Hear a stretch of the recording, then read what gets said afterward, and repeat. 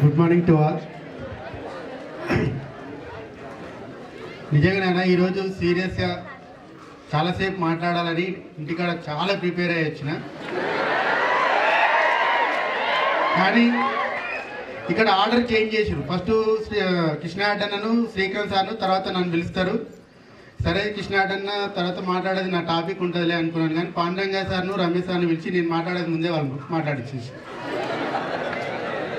So నేను మాట్లాడదాం అనుకునేది మొత్తం పాండురంగ సార్ మాట్లాడిండు, కొంచెం శ్రీకాంత్ రెడ్డి సార్ మాట్లాడిండు, రమేష్ సార్ మొత్తం మాట్లాడారు. కానీ ఒకటి బెట, సారవులు చెప్పింది అయితే 100% నిజము.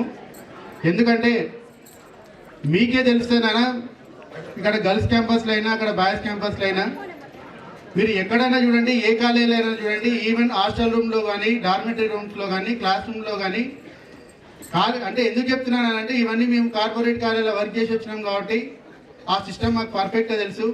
మీ అంత ఫ్రీడమ్గా పిల్లలు ఏ స్టూడెంట్ కాలేజీలో లేడు బెట 100%. ఎందుకంటే నువ్వు ఫ్లోర్లో పోయినాకనే ఆ ఫ్లోర్ ఇన్ఛార్జ్ ఒకటి ఉంటాడు, నేను రూమ్లోకి వెళ్ళి రానియాడు, నువ్వు బాత్రూంలో పోవాలన్నా వాని పర్మిషన్ చూసుకోవాలి, డార్మెట్లో కూర్చోవాలన్నా వాని పర్మిషన్ తీసుకోవాలి. కానీ మన దగ్గర ఏంటంటే అవేర్నెస్, ప్రతి స్టూడెంట్ ఎందుకు వస్తున్నాడు ఇక్కడ, వాళ్ళ పేరెంట్స్ ఎంత కష్టపడుతున్నారు, మెయిన్ కాన్సెప్ట్ ఏంది, ఇక్కడికి వచ్చే వరకు ఎంతవరకు ఉన్నా నువ్వు కావాల్సింది ఏంది చదువుకోవడం.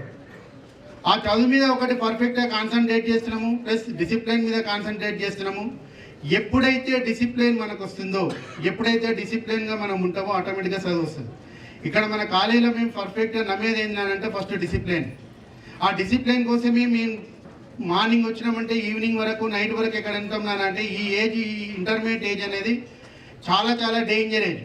ఈ 2 years మిమ్మల్ని కాపాడుకోగలిగినాము అంటే తర్వాత మిమ్మల్ని వదిలేసినా కూడా మీరు ఖరాబ్ అయ్యే ఆలోచనే లేదు, రాదు కూడా. 10th తర్వాత ఇంటర్కి వచ్చినప్పుడు వాడు ఏదేవో కళలతో వస్తాడు.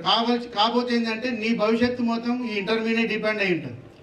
నువ్వు ఇంటర్మీడియట్ ఒకటి కనుక ఏమాత్రం కొద్దిగా నెగ్లెక్ట్ చేసినా తర్వాత నీ లైఫ్లో నువ్వు ఏం చేయరు. దాన్ని మేము గట్టి నమ్ముతాం. అంటే స్టూడెంట్ అనేవాడు ఈ ఇంటర్మీడియట్ 2 years కనుక జాగ్రత్త ఉంటే వాడిని మనం కాపాడుకోగలిగితే వాడు తర్వాత చెడిపోడు. ఆ విషయంలో మేము 100% నమ్ముతాం.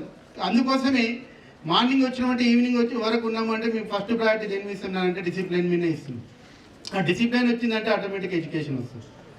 కానీ మీ పేరెంట్స్ ఎంతో కష్టపడి ఇక్కడ పంపించారు.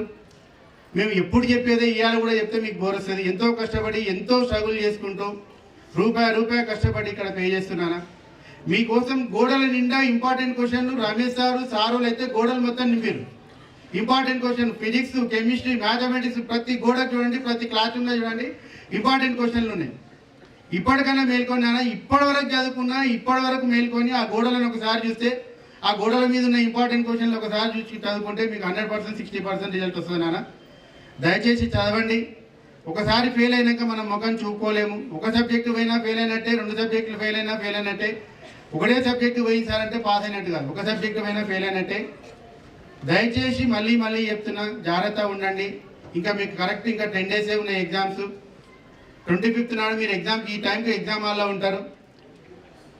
మైండ్లో ఎటువంటి ఆలోచన పెట్టుకోకండి. కేవలం చదువుకోవాలి, పాస్ అవ్వాలి, మంచి మార్కులు రావాలి, 468 రావాలి, ఇదే ఆలోచనతో ఉండండి. ఇదే ఆలోచనతో ఉంటుంది. దయచేసి మళ్ళీ చెప్తున్నా, జాగ్రత్తగా చదువుకోండి. Thank you. Thank you, sir. Thank you so much.